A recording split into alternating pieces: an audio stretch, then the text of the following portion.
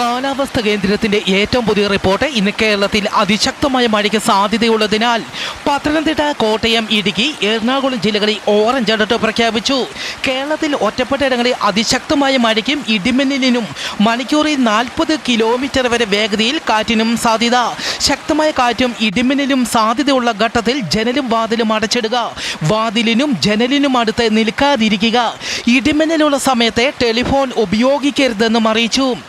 അന്തരീക്ഷം മേഘാവൃതമാണെങ്കിൽ തുറസായ സ്ഥലത്തും ടെറസിലും കളിക്കുന്നത് ഒഴിവാക്കുക. ഇടിമിന്നലുള്ള സമയത്ത് വൃക്ഷങ്ങളുടെ ചുവട്ടിൽ നിൽക്കരുതെന്നും അറിയിച്ചു. വരും മണിക്കൂറിൽ കേരളത്തിലെ തിരുവനന്തപുരം, കൊല്ലം ജില്ലകളിലെ ഒറ്റപ്പെട്ട ഇടങ്ങളിൽ ശക്തമായ മഴയ്ക്കും മണിക്കൂറിൽ 40 കിലോമീറ്റർ വരെ വേഗതയിൽ കാറ്റിനും സാധ്യത. മറ്റ് ജില്ലകളിലെ ഒറ്റപ്പെട്ട ഇടങ്ങളിൽ നേരിയ മഴയ്ക്കും മണിക്കൂറിൽ 40 കിലോമീറ്റർ വരെ വേഗതയിൽ കാറ്റിനും സാധ്യത. സൗദി അറേബ്യയിലെ ജിസാനിൽ മിന്നൽ പ്രളയവും ആലിപ്പഴ വർഷവും വിവിധ പ്രവിശ്യകളിൽ റെഡ് അലർട്ട് പ്രഖ്യാപിച്ചു. മക്ക, മദീനയിലും അതീവ ജാഗ്രത പ്രഖ്യാപിച്ചു. നേപ്പാളിൽ മിന്നൽ പ്രളയം, 15 മരണം, 105 ഇന്ത്യക്കാരടക്കം 500 പേരെ കാണാനില്ല.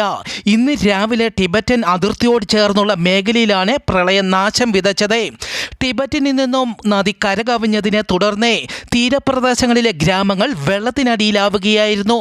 അതിർത്തി പങ്കിടുന്ന ബീഹാറിലും ജാഗ്രതാ നിർദ്ദേശം നൽകി.